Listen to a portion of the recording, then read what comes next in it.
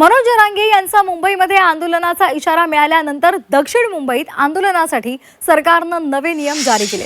आंदोलनासाठी आझाद मैदान हे एकमेव ठिकाण निश्चित केलेलं आहे। मोर्चाच्या 7 दिवस आधी तिथली परवानगी घेणं आवश्यक आहे, बंधनकारक केले। आंदोलनामध्ये बैलजोडी, जड वाहनं आणि प्राणी आणायला सुद्धा बंदी केलेली आहे। मनोज जरांगे पाटील यांनी 29 ऑगस्टपासून आपण अंदरवारी सराटीमध्ये उपोषण करणार असं म्हटलेलं आहे आणि तसंच सरकारनं जर डाव टाकला तर आपण मुंबईमध्ये आंदोलन करू असा इशारा सुद्धा त्यांनी दिलेला आहे। आणि या पार्श्वभूमीवर दक्षिण मुंबईत आंदोलनासाठी सरकारनं नवे नियम जारी केलेत। याचा आढावा घेतला आमचे प्रतिनिधी ओम देशमुख यांनी। पाहूयात।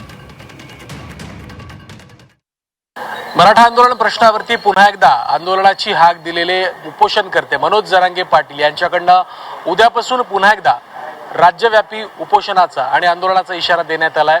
या सगळ्या उपोषणाचं आंदोलनाचं केंद्र असणार ते म्हणजे मुंबईतलं आझाद मैदान। दक्षिण मुंबईतलं विशेषत्वानं हे आझाद मैदान आंदोलनासाठी ओळखलं जातं आणि त्याच आझाद मैदानावरती आता उपोषण किंवा आंदोलन करण्यासाठी एक नियमावली सरकारकडनं जाहीर करण्यात आली। आपण मागे दृश्यांमध्ये पाहतोय कशा प्रकारे या ठिकाणी 29 तारखेला म्हणजे अर्थात परवापासून होणाऱ्या आंदोलनाच्या पार्श्वभूमीवरती पोलिसांचा फौजफाटा तैनात करण्यात आलेला आहे। निश्चित स्वरूपात जर आपण पाहिलं तर राज्य सरकारनं जे नवीन नियम लागू केले त्यानुसार दक्षिण मुंबईमध्ये आंदोलन, मोर्चा किंवा धरणं आंदोलन करण्यासाठी आझाद मैदान हे एकमेव ठिकाण सुनिश्चित करण्यात आलेलं आहे। त्याशिवाय कुठेही आंदोलन अथवा तत्सम प्रकारच्या गोष्टी करण्यास शासनाकडनं बजाव घालण्यात आलाय। त्यासोबतच कुठलंही आंदोलन करायचं असेल तर किमान 7 दिवसांची परवानगी पोलिसांकडे मागावी लागणार आहे, त्याचा अर्ज करावा लागणार आहे।